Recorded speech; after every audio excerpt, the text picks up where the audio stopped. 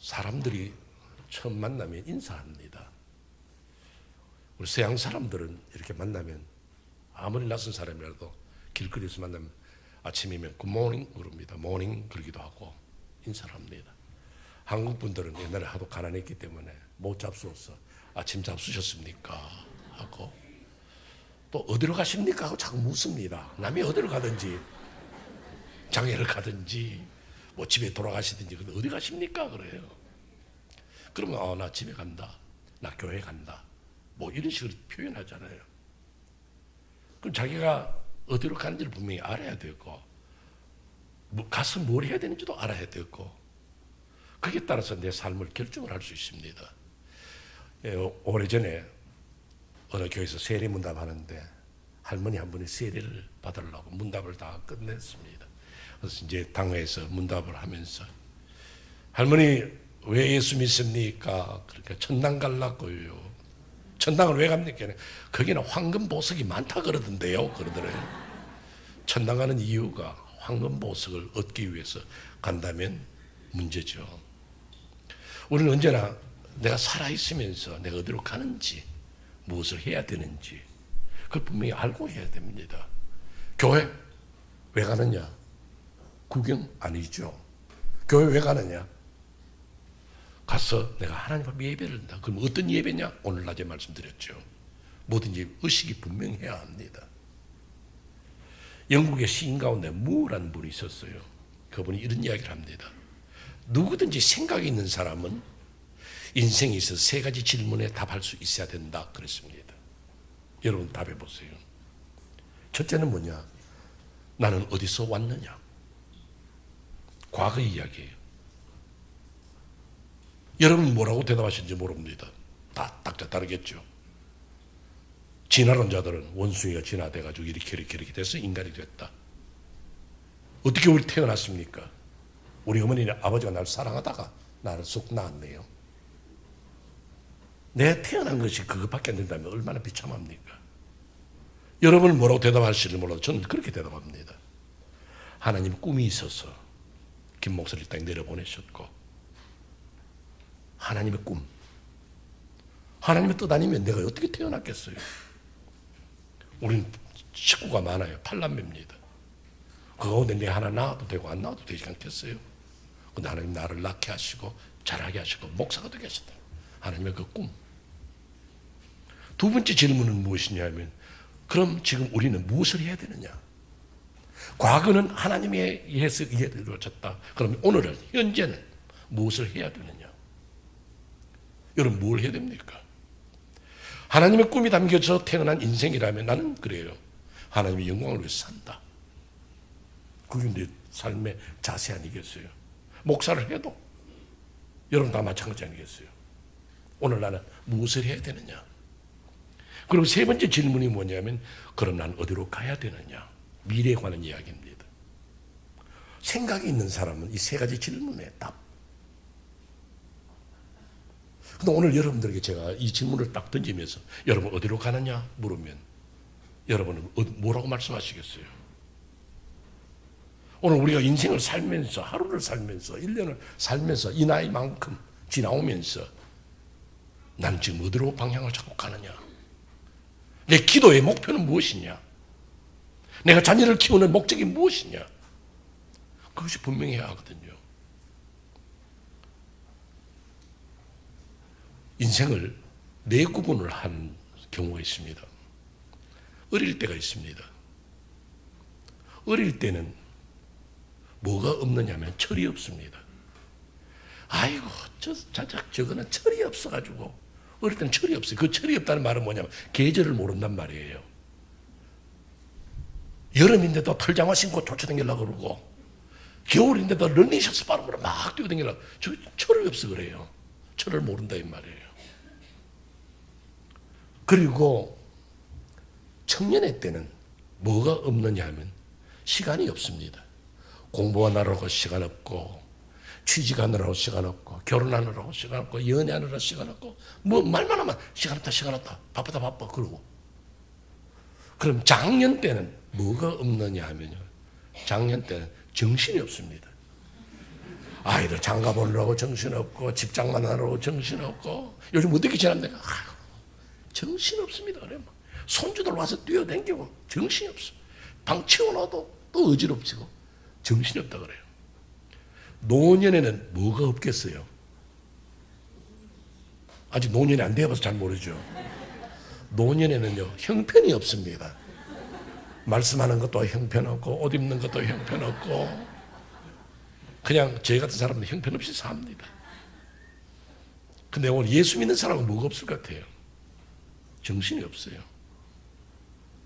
어떤 삶의 목표나 신앙인의 자세나 내가 무엇을 마땅히 해야 되느냐, 내가 이거 할까 말까 거기서 분명 선을 딱 긋고 난 이렇게 한다. 바울서도 보세요. 빌립보서 3장에서 뭐라 그랬죠? 표대를 향하여서. 다 골이 있는 거예요. 그럼 여러분의 골은 뭐냐 이거죠? 취직입니다. 결혼입니다. So what? 그 다음에 뭘, 그 다음에 우리에게 뭘 줄 것인데요? 여러분이 믿는 예수 그리스도는, 우리의 신앙의 대상이신 예수 그리스도는 뭐라고 그럽니까? 나는 내가 어디서 오며 어디로 가는 것을 안다 말합니다. 그럼 그분을 믿는 오늘 신앙인들은 어디서 오는지를 알아야 되고 어디로 가는지를 알아야 돼요. 오늘 현대는 너무 복잡해서 제정신이 아닙니다. 뭔가 좀 이뤄놓은 것 같은데 어느 날 무너져 버리고 이제는 다 됐다 싶었는데 아직 멀었고 정말 너무 힘든 시대를 우리가 살고 있습니다. 그때 우리가 삶의 방향을 잡을 때 어디로 가느냐 말하면 쉽게 대답하기 어렵다는 걸 압니다. 그러나 적어도 내 삶의 골은 하나 잡고 살아야 돼. 이것을 제가 여러분에게 말씀을 드리는데 제가 오늘 여러분들에게 한 3가지로 나누어서 말씀을 드리려고 합니다. 3가지. 첫째는 뭐냐면 인생의 목표가 뭐냐 이거죠. 옛날에는요, 저도 이 나이가 들고 자꾸 옛날 이야기를 해요. 나이 든 사람의 증세가 몇 가지 있습니다. 첫째는요, 나이 들면요, 주머니나 가방에 휴지가 많아집니다. 걸핏하면 눈물이 질금질금 나고 콧물이 나고 가래가 나오니까 휴지를 많이 가져다녀요. 여러분들 집에 가서 가방이나 주머니에 휴지 있으면요, 아, 나도 늙었구나 그 생각하면 돼요. 그럼 젊은 사람들은요, 휴지 필요하면 옆에 있는 할머니 보고 휴지 좀 주세요 하면 금방 나와요. 그 다음에 나이가 든 분은 증세가 뭐냐면요, 이야기만 했다 그러면 옛날에 그래요. 우리 옛날에 6.25 사변 때 뭐 피난 올 때 내가 이사 와서 어떤 전부 다 옛날 이야기예요. 저도 옛날 사람이니까. 옛날에는 학교에서 이 가정환경 조사서를 많이 냈습니다. 그러면 뭐 집에 그때 텔레비가 아니에요. 신문을 몇 개 읽느냐, 또 집에 라디오가 있느냐. 그때 라디오 있다 그러면 대단한 집이 잘 사는 집이거든요. 그리고 뭐 직업이 뭐냐 묻는데 장차 커서 뭐가 될래 하는 걸 물어요. 장차 희망하는 직업. 그럼 제일 많은 게 대통령이야 무조건. 대통령, 장관, 변호사 뭐 이런 것도 엄청나게 많았어요. 저는 여러분들이 어떤 것을 선택해도 저는 말 안 합니다. 할 필요가 없죠. 다 직업으로서 필요하니까요. 변호사가 되든 의사가 되든 검사가 되든 목사가 되든 상관없어요. 저는 어릴 때부터 저희 부모님이 저를 바쳤기 때문에 저는 목사 된다 그랬어요. 목사 돼야지. 근데 중요한 것은 무엇이 되느냐가 중요한 게 아니고 왜 되어야 되느냐는 거예요. 무엇이 되느냐가 중요한 게 아니고 왜 되어야 되느냐는 거예요. 목사니까 목사 이야기를 할까요? 목사님이 왜 목사 됐습니까? 목사 되면요, 첫째 생활에 안정이 됩니다. 교회에서 살을 탁탁 주니까. 목사 되면요, 교회에서 어른 아닙니까? 혹시 또 목사가 돼가지고 돈 좀 벌라고요. 큰 교회 하면 돈 벌대요. 그랬다면 이 자리에 앉아 계실 분이 몇 사람 앉아 있겠어요? 적어도 목사가 마음에는 그런 마음 가지고 있더라도 나는 주를 위해서 이렇게 해야지. 왜냐하면 목사가 되는 게 중요한 게 아니고 왜 되어야 되냐 그죠? 오케이, 의사 하고 싶다. 의사 하세요. 의사가 되지만 왜 되어야 되냐는 거예요.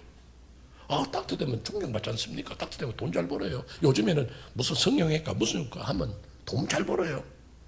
말은 맞지만은 우리는 뭔가 아쉬워요. 그게 왜 되어야 되느냐 할 때 돈 벌기 위해서 그 말보다도 인류의 병을 치료하기 위해서 아이고 지가 뭐 대단하다고 인류를 덜먹거려. 그래도 우리는 위로는 됩니다. 그 사람 병 치료가 목적이야. 그 중요한 것은 내가 이 땅에 태어났을 때에 어떤 직업을 가지냐가 중요한 것이 아니고 왜 되어야 되느냐? 이걸 한번 딱 생각하고 결정을 해야 한다. 그 말씀이에요. 우리 누가복음에 보면 누가복음 3장에 세리 요한에게 사람들이 나와서 질문을 던지는 게 있습니다. 세 부류의 사람이 나오는데요. 하나는 뭐냐면 일반 사람들이 나옵니다. 세리 요한이 요단강에서 회개 세례를 베풀면서 회개하라 그럽니다. 그게 충격을 받아서 사람들이 묻습니다. 무리들이 우리는 어떻게 할까? 그럴 때에 세리 요한이 옷 2벌 있으면 한 벌 주라. 뭐 없는 사람 일부러 빚내서 하지 말고 네가 옷이 2벌이 있어. 그럼 한 벌 벗어가지고 가난한 자를 도와줄 줄 아는 거 할 수 있는 사랑을 하라 이거예요. 두 번째 부류의 사람이 나옵니다. 누구냐 하면 세리예요. 세리는 그 당시에 굉장히 욕먹는 직업이에요. 그래서 성경도 보면 세리와 불량한 사람들을 향해서 그렇게 하나님께서 기뻐하지 않았거든요. 그 세리 그들이 와서 우리는 어떻게 할 거? 그때 세리원이 그 말합니다. 백성들 늑증치 말라 이거예요. 여기서 여러분 생각해 볼 게 있어요. 뭐냐면 세리 요한이 야 그 세리집 그만둬 욕먹는 집 하지 마. 그 말 안 합니다. 네 있는 자리에서 깨끗하게 살아라 이거예요. 그 당시에는 사람들이 세금을 내면 일단 로마 정부에 바치고 그다음에 헤롯 정부에 바치고 그다음에 삥 땅으로 자기가 뜯어먹는 거예요. 그러니까 세금을 얼마나 많이 부과하는지 모릅니다. 왜? 자기 먹을 게 있어야 되니까. 그런데 세리 요한은 그 직업을 그만두라 말하지 아니하고 너희들 깨끗하게 살아라. 그 얘기하는 거예요. 그럼 여러분들이 어떤 직업을 가지는 그게 중요한 것이 아니라 우리가 하나님의 말씀대로 살 수 있느냐? 정확하게 정직하게 그리스도인으로 살 수 있느냐? 그 이야기를 하는 거예요. 그 다음에 세 번째 부류의 사람이 나옵니다. 그건 뭐냐면 군인들이 나와요. 여기서 우리는 구분할 수 있는 게 뭐냐면 처음에 나온 무리는 누구냐면 일반 성도예요. 우리는 어떻게 살까? 성도를 사랑하고 살아라. 직업을 가졌을 때는 어떻게 할까요? 내가 가진 직업에서 깨끗하게 살아라. 직장생활 깨끗하게 해라. 그 다음에 군인은 뭘 말하냐면 사명자예요. 우리는 어떻게 할까 하고 물을 때에 그들 향해서 뭐라고 말합니까? 받는 요를 족한 줄 알고 백성들을 늑증치 말고. 그 말은 뭐냐면 그 당시에 군인들이 봉급이 작아요. 그렇기 때문에 지방마다 다니면서 백성들에게 탈취를 많이 했습니다. 포악한 일들을 많이 했어요. 거기서 세례원이 하는 말이 뭐냐면 너희들은 이미 전쟁에 나갈 때 목숨을 내놓고 살기란 사람 아니냐. 끌려 나왔으니까 전쟁에서 목숨이 날아갈지도 모르는데 그것 때문에 배가 고프다고 그것 때문에 어렵다고 백성들을 괴롭히면 그건 잘못이야. 그 얘기를 하는 거예요. 오늘 우리에게 가르치는 교훈이 뭐냐면 오늘 우리가 이 시대에 제가 처음에 말씀드린 것처럼 어떤 하나님의 목표가 있어서 내가 이 땅에 태어났다면 내게 주어지는 어려움, 아픔 이것을 하나님의 뜻을 생각하면서 참고 견디며 이 길을 가야 한다는 거예요. 돈 벌기 위한 것이 아니라 세상에서의 만족을 위한 것이 아니라 아버지의 뜻을 이루기 위해 사는 것. 이 시대에 나를 부르신 하나님. 그런데 삶의 목표가 이제 서서히 나오는 거예요. 우리는 그냥 우연히 사는 거 아니에요. 우리 엄마 아빠가 사랑하다가 어쩌다가 난 이 땅에 태어났어. 그게 아니고 하나님의 꿈이 담겨져 있는 인생. 그럼 이 땅에서 난 어떻게 살까? 우리는 성경에서 에스더서에서 재미난 표현을 하나 봅니다. 여러분 아시는 에스더서 내용을 아시니까 제가 일일이 다 말씀은 안 드리죠. 그 에스더서에 보면 모르드게가 자기의 사촌 여동생인 에스더를 불러서 이야기를 하죠. 그때 총리인 하만이 유대민족을 다 죽이려고 하는 무슨 흉계를 꾸미고 정말 절박한 시기입니다. 그때 이 모르드게가 에스더를 향해서 네가 왕에게 나가서 이 민족의 아픔을, 이 민족의 죽음을 고하고 민족을 살리라. 그때 에스더가 뭐라고 말합니까? 왕이 나를 부르지 않은 지가 오래되었습니다. 그리고 왕이 부르지 않는 데 나가면 옆에 있는 경호원이 나를 죽입니다. 왜냐하면 그 당시에 그 에스더서에도 암살 사건 나오는 것처럼 그 당시에는 암살 사건이 엄청 많았습니다. 그러니까 아무리 왕후지만 내가 나갔다가 경호원이 날 죽인다 이거죠. 말이 사실입니다. 그때 모르드게가 하는 말이 참 중요한 말입니다. 네가 왕후의 위를 얻은 것이 이때를 위함이 아닌지 누가 알겠느냐. 이때 에스더가 사촌 오빠 모르드게 밑에 자랐습니다. 소녀로 자랐습니다. 처녀가 되었습니다. 왕비가 되었습니다. 이게 중요한 게 아니고 하나님은 너를 꿈을 담아서 이 땅에 살게 하셨고 왕후가 되게 하셨는데 그건 바로 너를 통해서 민족을 구하시려고 하는 하나님의 계획이 있는지 네가 어떻게 하느냐. 나가라는 거예요. 그때 에스더가 죽으면 죽으리라. 나는 에스더 설교면서요, 에스더가 경상도 여자 아닌가 싶은 생각이 들어요. 왜냐하면 경상도 말에 죽으면 죽지 하거든요. 그게 성경이 바로 그대로예요. 죽으면 죽으리라. 죽으면 죽으리라. 죽게 되면, 죽음이 내게 온다면 난 죽는다 이거죠. 왜? 나를 원래 내보내셨던 하나님의 꿈과 계획은 나로 하여금 민족을 구하고 네 목숨 던져라. 그 계획을 가지고 계실지 모르니까 나는 이 뜻에 순종한다는 거예요.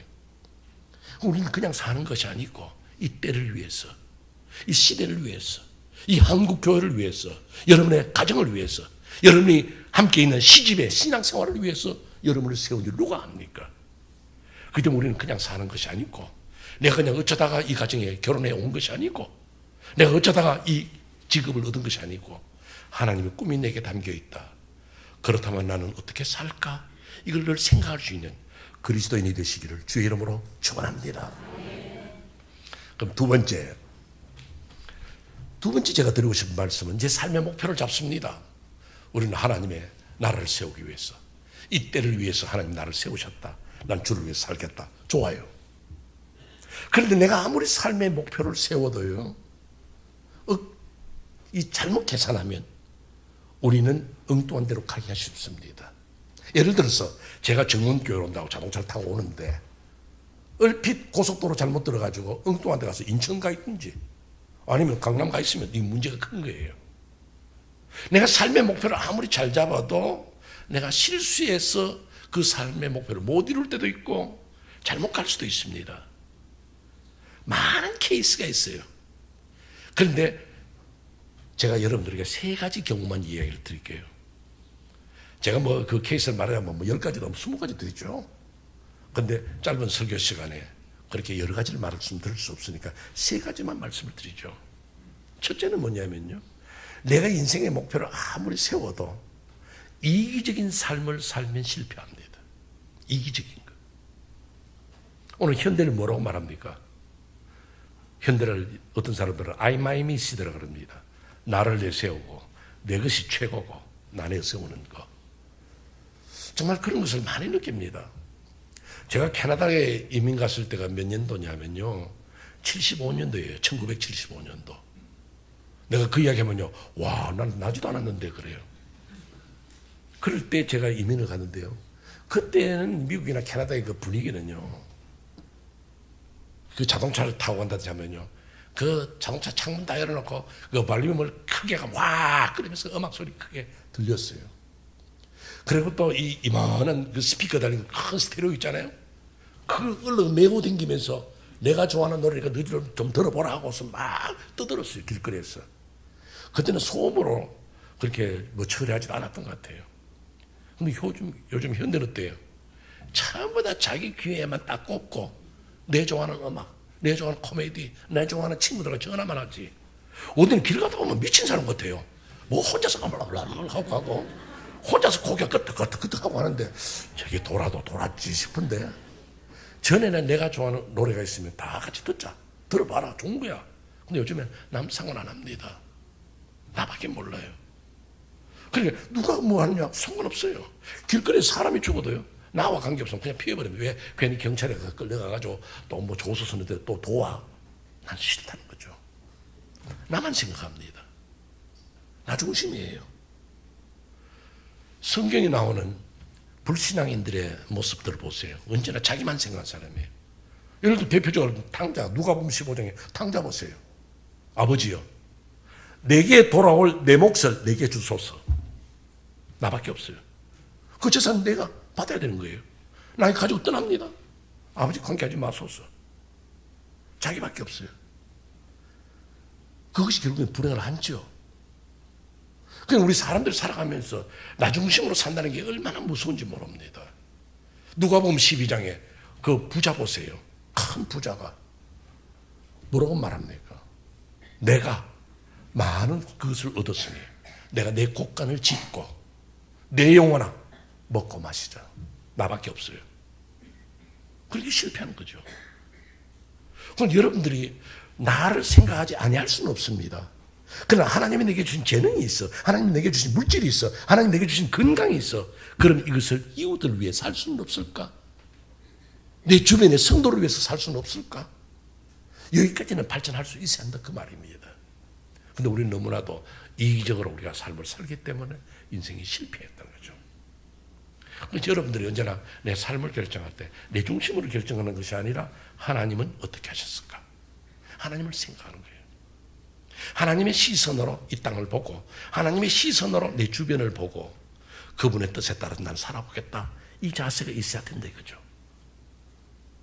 그리고 두 번째가 뭐냐면요. 인생을 잘못 사는 경우가 어디서 오느냐. 임기응변적으로 즉각 하다가 문제가 되는 거예요. 내가 한번 삶의 목표를 정했으면 어떤 어려움이나 난관이 생겨도 난 간다. 쫙 가야 되는 거예요. 근데 좀 좋은 것이 있으면 옆으로 빠져버리고 내가 싫으면 다른 데로 가버리고 저는 이 한국이 너무나 유행을 많이 타지 않나 하는 그런 생각을 종종 해봅니다. 옛날에 또 옛날 햇소리 하네요. 박세리가 골프를 잘 친다 그러니까요. 전부 다 골프를 쳤어요. 자식들 전부 다 골프를 굴러. 그러다가 또 김연아가 또 발레 한다고 또 전부 또 발레 시켜요. 손흥민이가 축구 잘한다. 더 축구 시켜요. 뭘 해야 되는지를 몰라. 목표는 있는데 자꾸 다른 고속도로로 빠지는 거예요. 엉뚱한 데가 있는 거예요. 오늘 우리 앞에 닥치는 사건 앞에 있을 때 우리는 때로는 좌절합니다. 아, 이건 팔자야. 운명적으로 어쩔 수 없어. 그러나 우리가 가져야 할 자세는 뭐냐면 운명이든 뭐든 내가 한번 삶의 목표를 결정하고 난 다음에 그것을 향해서 도전하고 나아가는 거. 이런 용기와 그런 삶의 자세가 그렇게 뚫고 나가려고 할 때 전능하신 하나님이 여러분을 도와줄 줄로 믿으시기를 바랍니다. 우리는 그걸 해야 돼요. 유명한 벨기에의 작가가 있습니다. 이름이 좀 길어요. 마르텔 링크인가 그래요. 그 동화를 썼어요. 파랑새라는. 그 작가가 유명한 말을 했어요. 운명아 비켜라, 내가 간다. 운명이 내 앞에 가려져 놓여 있습니다. 이건 안 된다 생각합니다. 팔자다 말합니다. 그러나 비키라는 거예요. 안 그러면 내가 밟고 지나간다는 거예요. 독일의 3인당 기수였던 브란트는 그 말합니다. 비키지 않는 자는 내 수레바퀴 밑에 깔린다 그럽니다. 얼마나 도전적이에요. 그리고 오늘 우리가 어떤 삶의 목표를 결정해서 그냥 나가는 거. 누가 좋은 일 있다 그러면 이쪽으로 빠졌다가 누가 이게 돈 된다 그러면 또 이쪽으로 했다가 목사가 된다고 목표를 잡았는데 목회하는 목사님 보기 너무 힘들어. 에이, 관두자. 안 되는 거예요, 여러분들. 이 사업을 하면 돈이 잘 벌리는데 그러다가 신앙 팔아먹고 기도 생활 버려버리고 그래가지고 뭘 하겠냐 이거죠. 두 친구가 곰을 잡으러 갔대요. 곰. 그래서 총을 흘러내고 곰 잡으러 고기를 잡으러 산으로 갈까요? 아니라 곰 잡으러 산으로 가는데 갑자기 두 사람 앞에 곰이 나타났습니다. 곰이 멀리 있으면 총을 겨눠가지고 탕 쏘고 잡잖아요. 근데 갑자기 나타나니까 얼마나 놀랐는지 한 친구는 다다다다다 하고 그 옆에 있는 나무 위에 올라갔어요. 이게 제정신으로 올라간 게 아니에요. 올라앉아 있어 보니까 올라온 거예요. 얼마나 놀랐지. 옛날 동화에는 한 친구는 땅바닥에 엎드려서 죽은 척 했는데 그건 옛날 동화예요. 이 친구 하나는요 금방 보는 옆에 굴이 있는 거예요. 그래서 굴 속으로 탁 뛰어들어갔습니다. 근데 곰이요, 가지를 않고 그 나무하고 굴 입고 와서 더 퍼들고 앉아가지고 꿈쩍을 안 해요. 그리고 나무 위에 올라 있는 친구가 생각을 했습니다. 저는 곰이 가야 내려가고 집으로 가지. 큰일 났구나. 저는 갈 때까지는 나는 절대로 나무에서 못 내려간다. 그랬습니다. 그런데 그 굴 속으로 들어갔던 친구가 쪼르륵 나오더니만 곰이 있잖아요. 그 또 쪼르륵 들어가는 거예요. 그 나무 위에 있는 친구가 아이고 참 저 친구 난 저렇게 촐싹거리는 줄 몰랐어. 그 좀 사람이 진득하게 굴 속에 있어야지. 그냥 들락거리다 보이면 어떡하려고 하는데 또 뛰어나오는 거예요. 또 곰이 있어 또 들어가요. 한 번만 더 나오면 내가 이야기를 한번 해야 되겠다. 그래서 생각하는데 아니 나다가 또 나오는 거예요. 그래서 고함을 질렀습니다. 이 친구야, 곰이 가고 난 다음에 좀 나와봐라. 좀 안에 좀 진득하게 있으라니까. 안에도 한 마리 있어 그러더래요. 그리고 어떻게 하겠어? 왔다 갔다 해야지. 내 삶에 좋은 거, 내 삶의 목표가 2개, 3개 되면요 왔다 갔다 해야 돼요. 그 임기응변으로 살면 안 돼요. 내가 뭔가 하나 삶의 목표를 정했으면 난 이거밖에 없다. 도전하고 운명이다 팔자든 뭐든지 난 극복하리라. 그 자세. 그 다음에 하나 더 있습니다. 머리가 짖지만은요, 향락주의적인 사고방식을 버려야 됩니다. 향락. 세상의 재미. 사람이 살면 얼마나 살겠나. 먹고 마시자. 그래서 사람들이 도박도 하고 마약에도 취하고. 사실 참 우리 카나다는 걱정이에요. 카나다는 지금 동성결혼도 이미 허용했죠. 또 마리화나도 금년 11월 되면 자유를 풀어줘요. 근데 이제 한국 유학생들이 문제입니다. 한국 카나다 가가지고는 이제 마리화나 좀 자유롭게 피우다가 한국에 가져 들어왔다가는 이제 또 잡히는 거예요. 저는 카나다는 문제예요. 그런데 어쨌든 사람이 별의별 것을 다 취합니다. 내 인생을 즐기려고. 아무렇게나 살면 어때? 잠시 잠깐. 그래서 도박에도 빠지고 향락에 빠져가지고 이렇게 저렇게 마음대로 삽니다. 물론 거기에 자기 나름대로의 어떤 생각은 있었겠지요. 그러나 우리가 냉철하게 보면요, 거기가 우리로 하여금 내 삶의 목표를 무너지게 하는 하나의 큰 딜레마입니다. 무너져요. 그러니까 신앙생활이 안 된다니까요. 어떤 사람 골프에 미쳐가지고 교회로 안 와. 낚시에 미쳐가지고 교회로 안 와. 낚시하는 거 잘못 아닙니다. 골프 치는 거 문제 아닙니다. 저도 골프 쳐요. 근데 문제가 어디 있냐면 내가 지금 갈 시간이냐 안 갈 시간이 있냐. 내 신앙생활에 방해가 되느냐 안 되느냐 이걸 생각해야 돼요. 다 제쳐놓고 세상 것을 즐기고 다 제쳐놓고 그렇게 가버린다면 신앙생활 어디서 이루어집니까? 오래전에 1984년에요. 이 미국에서 그 타핑 뉴스로 나왔어요. 대단한 사건이었습니다. 그게 어떻게 해서 타핑 뉴스로 나왔느냐면 1984년에요. 31살인가 된 총각이 돈 100만 불을 가지고 라스베가스에 갔어요. 라스베가스는 미국의 유명한 도박장, 지금 뭐 애틀랜틱 시티에도 도박장이 있고 뭐 각 지역마다 다 도박장이 있지만 그때는 라스베가스가 최고입니다. 그래서 라스베가스에 돈 100만 불 가져왔어요. 근데 도박장에 와서 돈 100만 불 날리는 것은 뭐 보통이에요. 할 수 있어요. 그런데 이 청년이 타핑 뉴스가 된 것은요, 이 도박장에 와가지고 한 번에 100만 불을 걸은 거예요. 여러분 지금도 100만 불이 큽니다. 그런데 그때 84년도에 그 100만 불은 엄청난 돈입니다. 자기 아버지 소판돈 가지고 가져왔는지 뭐 어떻게 된지 몰라요. 그러니까 이제 이 도박장에서도 긴장을 했죠. 왜냐하면 한 번 배팅에 100만 불을 딱 걸었는데 잘못되면 1000만 불이 날아가는 거고 500만 불 날아가는 거예요. 그러니까 최고급 딜러가 나와가지고 이 청년하고 붙은 거예요. 카드가 나눠지고 딱 한 번에. 누가 이겼느냐 하면 딜러가 이겼습니다. 도박장 측에서 이겼어요. 이 청년 100만 불 잃었어요. 뭐 그거는 또 타핑 뉴스가 안 될지 모릅니다. 근데 이 청년 돌아갔어요. 호텔 자기 방에 돌아가서 자살했어요. 또 그것도 뉴스 아니에요. 뉴스 될 만한 거 아니에요. 뭐 돈 잃었으면 억울해 자살했다는데 그가 남긴 유서가 기발한 거예요. 유서에 뭐라고 쓴지 아세요?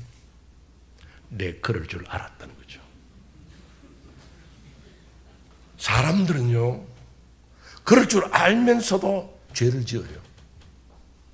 내가 이러다가는 망하지 하면서도 그 짓 해요. 도박만 아니에요.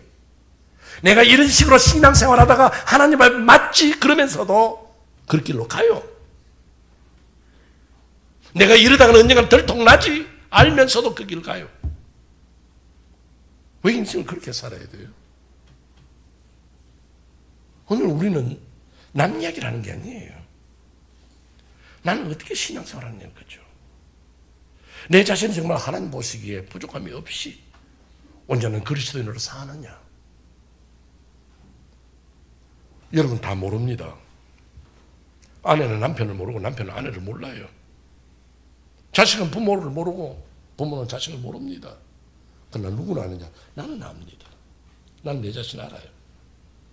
그럼 내가 이런 식으로 살다가 어떻게 될까? 내가 이런 식으로 살 때 저분은 어떻게 생각하실까? 바로 거기에서 우리는 결정을 해야 되는 거예요. 오늘 여러분들의 삶 속에서 신앙인의 자세 속에서 내가 분명히 가지고 있어야 될 것이 무엇이냐? 내 삶의 목표가 뭔데요? 어디로 가는가 여러분? 내 신앙에 골이 있습니다. 좋아요. 그러나 이기적으로 산다든지 또는 내 자신이 세상에 빠져서 이것도 좋고 저것도 좋고 세상도 좋고 교회도 좋고 예수도 좋고 물질도 좋고 이러다가 실패하고 내 자신의 삶이 먹고 마시고 취하고 얼마나 살겠다고 에라 이렇게 살자.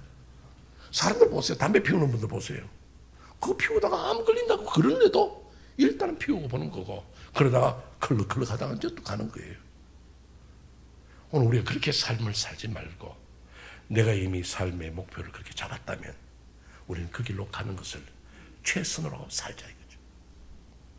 예, 마지막 세 번째 얘기를 드립니다. 그럼 삶의 목표가 뭔가 이거죠. 이제 제가 드리는 삶의 목표예요. 여러분 이미 어떤 직업이나 모든 데서 여러분 나름대로 삶의 목표를 가지고 계십니다. 난 탓하지 않습니다. 그러나 성도로서 가져야 할 삶의 목표가 있어요. 근데 이 자리에 앉아 계시는 성도들이 제가 다 모릅니다. 어떤 직업을 가지고 있는지, 어떤 가정인지, 또는 가정 문제가 있는지, 없는지, 신앙생활 잘하는지 없는지 제가 잘 몰라요. 그러나 제 나름대로 세 가지 카테고리를 잡아가지고 여러분에게 말씀을 드리는 거예요. 그런데 이 제가 세 가지 카테고리를 여러분 말씀드릴 때 여러분이 그 들어보니까 저게 내 기도 제목이구나. 그러면 그거 붙들고 오늘 밤에 기도하세요. 나는 두 번째야, 두 번째. 그럼 그거 붙들고 오늘 밤에 매달리세요, 주님. 나 오늘 밤에 기도 제목 얻었습니다. 아니면 세 번째요. 여러분이 가질 수 있는, 여러분의 신앙의 단계에 따라서 가질 수 있는 세 가지 목표를 제가 설정해 드릴게요. 첫째는 무엇이냐면요. 형제 어디로 가십니까? 누가 묻거든요.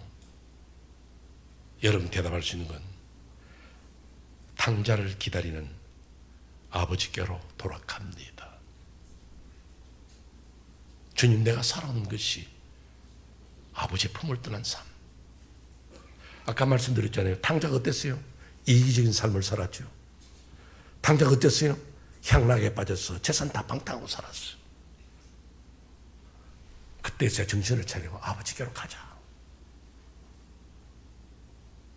저는 오늘 밤에 이 자리에 앉아 계신 분들 가운데 아버지께로 돌아와야 한다 그러죠.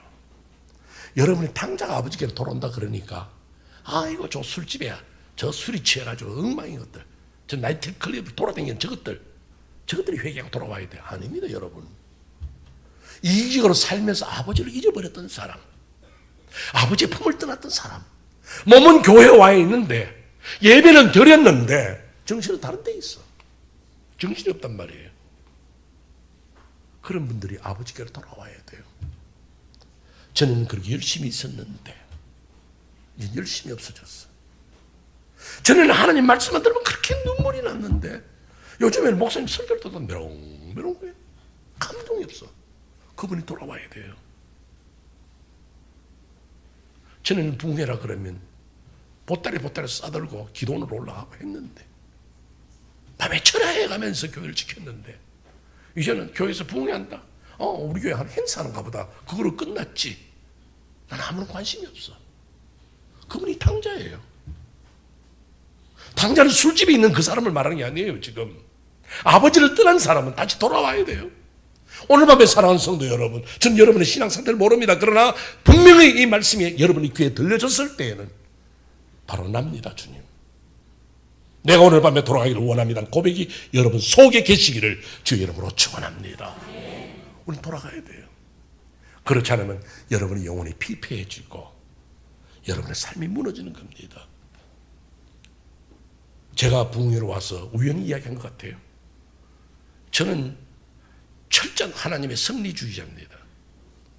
아이고, 두 분이 어떻게 결혼했습니까? 아이고, 내가 우연히 남산에 올라갔는데 저 남자 내려오다가 우리 딱 만나가지고 우연히 결혼했어요. 하나님이 남산으로 가게 하시니도 하나님, 계단에서 만나게 하시니도 하나님. 그럼 하나님이 하필 저런 사람을 날 만나게 하셨습니까? 그럼 우리는 하나님 뜻을 몰라요. 그냥 우리 뜻에 순종하고 사는 거거든요. 우리 우연이 없습니다. 제가 이 말씀을 드리는 것은 김경진 목사가 2년 전에 이 교회에 오기로 약속을 했지만은 하나님이 우연히 이 설교하게 한 게 아니에요. 오늘 밤에 들어야 할 성도가 있습니다. 난 몰라요. 난 그냥 여러분들이 말씀하는 것밖에 없고 여러분은 듣고 회개할 시간인데 그때 여러분들이 하나님 앞에 머리를 조아릴 수 있느냐? 손 들고 아버지 나 돌아갑니다. 내 아버지에게는 풍요해. 내 아버지에게 와 있을 때 난 평안했어. 근데 얘가 왜 지금 이렇게 불안할까요? 아버지께로 돌아갑니다. 성도 어디로 갑니까? 나 아버지께로 돌아갑니다. 나 이번 부흥회 때 하나님께로 돌아갑니다. 그렇게 고백할 수 있는 여러분 되시기를 바랍니다. 두 번째로 성도여 어디로 갑니까? 묻거든요. 아버지께로 돌아가면서 우리가 가져야 할 자세 하나가 있어요. 그건 뭐냐면 나 예수 닮으러 갑니다. 예수 닮으러 갑니다. 참 우리 신앙생활하는 데 보면요, 예수 닮은 사람 별로 없어요. 고린도후서 2장에 보면 바울 사도는 너희는 그리스도의 편지라 그래요. 자, 제가 편지 하나 받았습니다. 이 편지를 보니까요, 필체나 내용이나 쓰는 문구 보니까 이거 누구구나 냄새가 나잖아요. 고린도후서 3장에 뭐라고 말합니까? 우리는 그리스도의 향기라 그래요. 여러분 백합꽃 향기를 냄새를 맡았는데 장미 향기가 난다면 어떻게 되겠어요? 그건 가짜예요. 여러분은 신앙생활을 했어요. 예수를 믿었어요. 그럼 여러분의 몸에서 예수 냄새가 나야 되는 거예요. 혹시 여러분이 길거리에 가다가 누가 길을 물으면서 여러 가지 이야기를 하다가 혹시 아주머니는, 혹시 할머니는 예수 믿는 분 아닙니까? 하는 말 들어본 적 있어요? 그냥 쳐다보면서 이게 또 사기칠란가 싶어가지고 눈을 아래로 돌리고 있다면 이게 문제 크죠.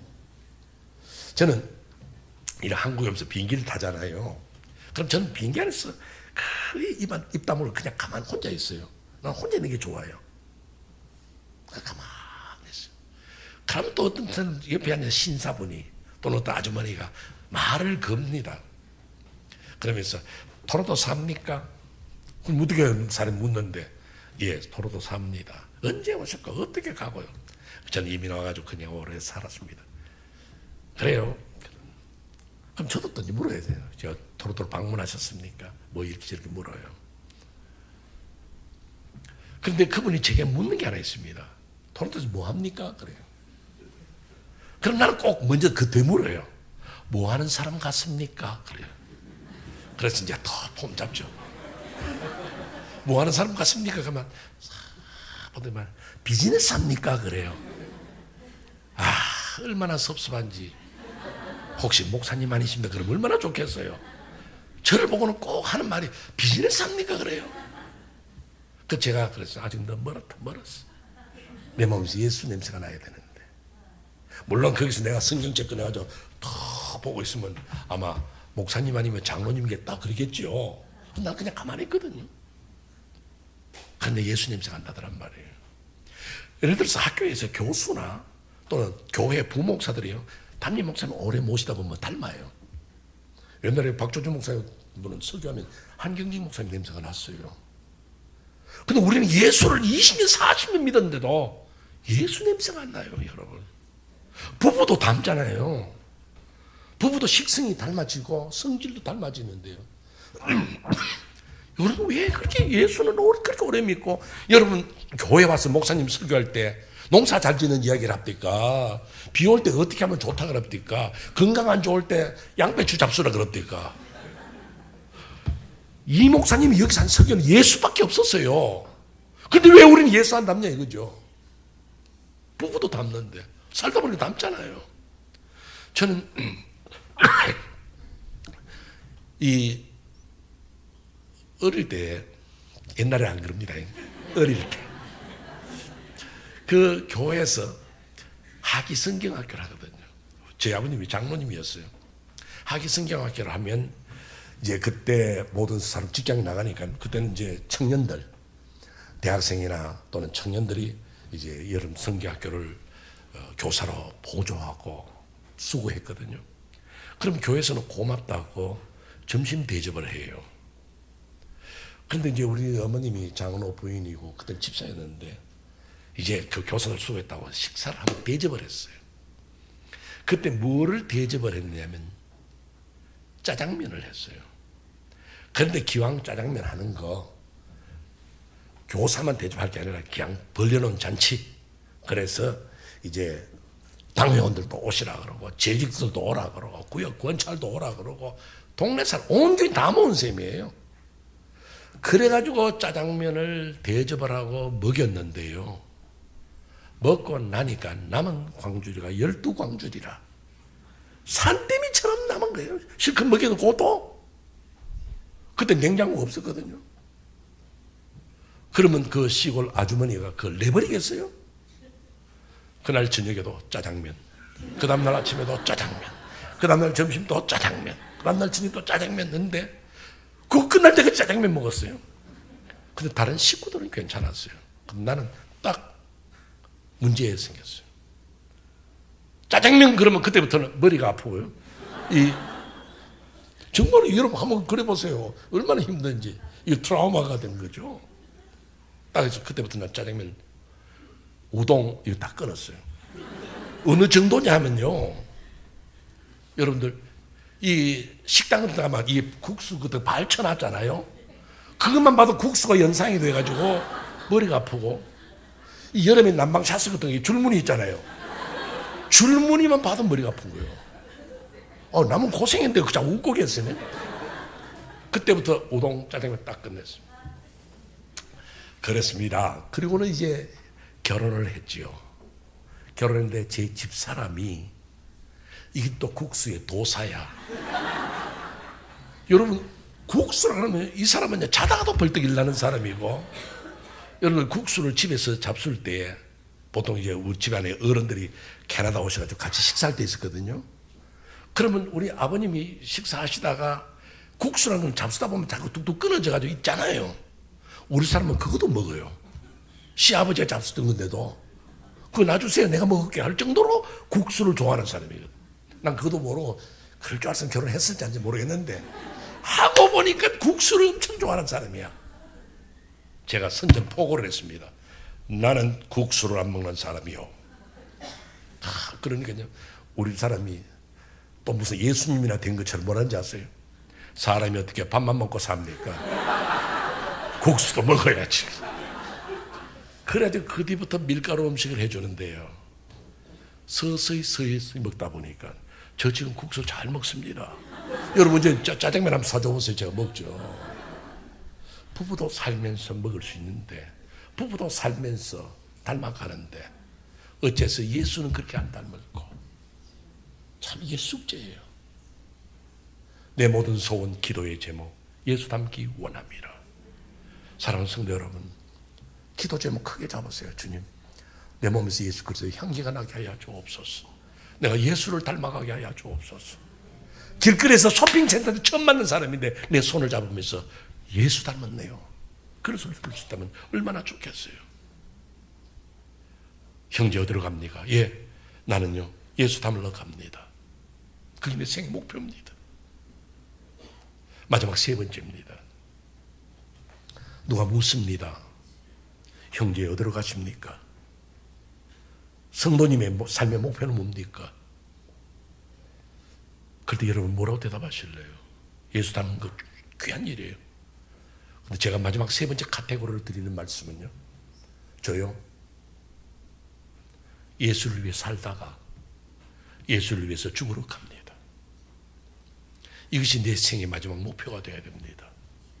예수 닮는 거 좋아요. 그러나 나를 위해 구속하신, 나를 위해 십자가에 죽으신 그분 위해서 나 일평생 한번 살아보겠다. 멋지게. 나를 위해 죽으신 예수 그리스도 내 생일을 한번 던져보겠다. 우리 한국교회는 주기철 목사님이나 손양원 목사님 칭찬하고 추대합니다. 그런데 그분들 한번 생각해 보세요. 그분들은 인생 사는 거 쉽게 사는 방법 몰랐겠습니까? 그분들은 자기 생명 아깝지 않았겠습니까? 그런데 예수라는 그 명제 앞에서는 난 주를 위해 산다. 그가 나에게 생명을 요구하신다면 난 간다. 그것이 얻은 꽃이냐 이거죠. 우리는 찬송은 높이 부릅니다. 소리쳐 부릅니다. 아골골짝 빈들에도 복음 들고 가오리다. 그런데 정말로 험한 선교지 안 갑니다. 정말로 험한 개척교회 안 갑니다. 그게 문제죠. 오늘 우리가 과연 하나님 앞에 솔직할 수 있느냐? 내 신앙생활이, 여러분 제가 여러분에게 그런 말씀을 드릴 시간이 있을는지 모르지만은요, 제 캐나다 갔어요. 지금은 좀 멀쩡해 보이죠? 엄청 고생한 목사입니다. 난 내가 고생했던 생각하면요 눈물이 나요. 눈물이 나. 내가 왜 여기 와가지고 이 고생하고 있어? 한국교회 좋은 교회 그것도 큰 교회에서 날 보고 오라 그랬는데 참 고생 많이 했어요. 그러나 아버지께서 나를 부르신 뜻이 너는 이민교회가 맞아. 여기서 해. 할 수 없이 감당하는 거죠. 제가 할 수 없이란 말을 썼지만 예수를 위해서 한다는 것이 뭐냐 이거죠. 어떤 데는 자동차를 몰고 집에 가서 지하 아파트에 지하 파킹장에 차를 대놓고 나 울은 적이 있어요. 아버지, 내가 젊음을 바쳐서 목사 됐는데, 내가 젊음을 바쳐서 이 시간을 지냈는데 내게 뭡니까 이거?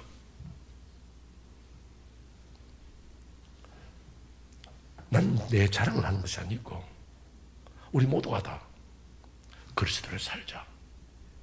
내게 무슨 베네피트 있고 내게 좋은 것이 있고 덕이 되고 그게 아니고 주께서 나를 부르시면 나는 이 길 가는 것이고, 내게 얻어지는 것이 아무것도 없고 고통스러워도 난 주께서 부르신 그 길을 가겠다는 이것이 바로 어디로 가느냐의 주제란 말이에요. 지금 여러분들 기억하실지 모르겠습니다만 오래전엔 빌리 그레함 목사가 한국교회에 와서 엑스플로 74 하고 뭐 대단했잖아요. 그 빌리 그레함 목사님 앞서서는요 피얼스 박사라고, 그분이 한국교회에 와서 부흥운동을 많이 일으켰습니다. 아시는 분이 있을지 몰라요. 옛날 분이에요. 그분이 선교사로 있으면서 홍콩에서 이제 선교사 숙소가 있어요. 선교사 센터가 있는데 거기서 그날 밤을 주무시게 된 그 간증의 이야기예요. 그런데 자기와 같이 한 방에 어떤 젊은 선교사가 들어와서 이제 2살 베드에서 같이 자는 거예요. 자는데 그냥 자 굿나잇 하고서 이제 잡니다.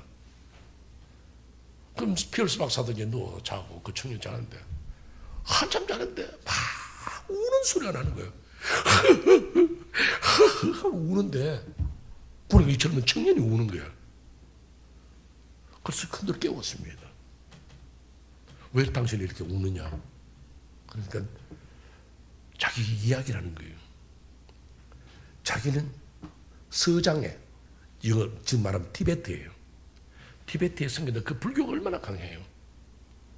그래서 티베트에 가서 선교를 하는데 7년이 되도록 전도 하나도 못한 거예요. 여러분 7년 동안 수고해서 교인 하나 못 얻었다면 그게 얼마나 힘들겠어요. 그러는데 교인 하나 얻었어요. 그게 누구냐면 자기 아들이에요. 그래도 포기하지 아니하고 열심히 선교했어요. 근데 이 아이들이 좀 크더니만은 어느 날 자꾸 머리가 아프다 그래요. 아빠, 나 머리 아파. 그래서 이게 무슨 병인가? 또 선교사 그 당시에 돈이 별로 없잖아요. 그러니까 할 수 없이 안고 목사님이 위에서 기도해 주면 또 아이들이 놀고 그래요.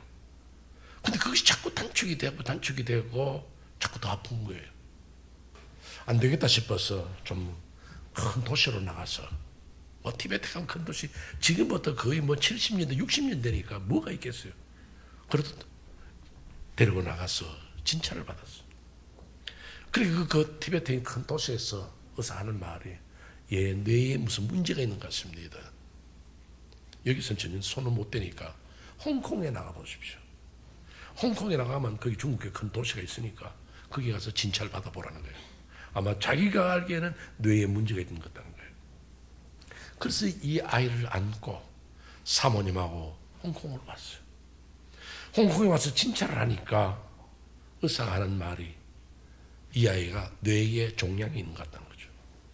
근데 우리는 이 손 못 대고 영국으로 보내라는 거예요. 그래서 그날로 배편으로 그 자기 부인 사모님하고 아이를 태워 보냈어. 여러분 7년 동안 선교하다가 교인 하나 못 얻고 아들은 아프고 지금 다 보냈어. 얼마나 한심하겠어요. 이게 뭐냐 이거지. 내가 얻은 게 뭐냐 이거지. 얼마나 갈등하고 얼마나 괴로워했겠어요. 그날 밤 잤어. 자는데 자기가 꿈을 꾼 거예요. 자기가 산 중턱에 나무꾼에 앉아가지고 쉬는데 산 아래에서 노인이 한번 걸어 올라오더래. 흰 옷을 입은 노인이. 걸어 올라오는데 아이고 저 노인이 산길을 왜 이리 올라오는가 하고 자기는 그늘에 앉아 이렇게 쉬는데 그 노인이 흰 옷을 입고 점점 올라오는데 딱 보니까 예수님이더라는 거예요. 얼마나 반가운지 거기서 산중턱에서 예수님 만났으니까. 그래서 주님 어디로 가십니까? 그러니까 주님이 하시는 말씀이 나 서장으로 간다. 나 티베트로 간다. 얼마나 반갑고 고맙던지. 주님 제가 서장에서 선교하는 목사입니다. 그때 주님이 자기의 어깨에 손을 올리고서는 젊은이여 나와 함께 가자. 나와 함께 가자. 목사님 나는 내 아이가 아파서 나온 거 아닙니다. 내가 선교해도 아무런 열매가 없어도 난 온 거 아닙니다. 내가 고통당하고 내가 힘들 때 나와 함께 계셔 주시겠다는 주님이 고마웠어. 젊은이여 나와 함께 가자. 부르신 그 음성이 귀했어. 오늘 사랑하는 성도 여러분, 여러분 삶에 얻는 것이 없다 할지라도 삶의 목표를 버리지 마세요. 나는 이제 주님께로 가서 주님과 동행할 때에 주님이 나를 붙잡아 주시고 지키시고 이 모든 일을 이루게 하시고서 나는 믿노라고 고백하며 나아가는 귀한 성도들이 바로 여러분들이 되시기를 주의 이름으로 축원합니다. 기도하겠습니다. 이제 우리 다 같이 머리 숙이셔서 본당에 불은 끄셔도 좋습니다. 강단에 불만 드시고. 여러분 오래간만에 부흥회 하십니다. 여러분 지금 어디로 갑니까? 여러분 지금 뭐 하고 있습니까? 여러분의 신앙생활이 지금 어떻습니까? 괜찮습니까? 여러분은 괜찮다 그래도 때로는 목사가 볼 때는요, 한심한 성도들도 있더라고요. 예수는 믿는데, 집사는 되어 있는데, 권사는 되어 있는데 한심해. 이 믿는 건지 안 믿는 건지. 오늘 여러분들, 오늘 이 시간 장로님이고 권사님이고 집사님이고 아버지께로 돌아오세요. 내가 예수 똑바로 믿겠습니다. 내 신앙생활 청산 바로 가고 하나님 앞에 가겠습니다. 오늘 여러분들 이 귀한 시간 부흥회 뭐하러 합니까? 목사 설교 1시간 2시간 하는 건 쉬워요. 중요한 것은 여러분의 영혼의 변화입니다. 이 땅에서 영광, 이 땅에서 성공, 이 땅에서 행복, 그거 추구하지 마시고 오늘 주님께로 돌아오시고, 주님 예수 닮게 하옵소서, 예수 따라가게 하여 주옵소서. 여러분이 기도하실 동안에 제가 찬송을 한 장 부르겠습니다. 여러분은 찬송 부르지 마시고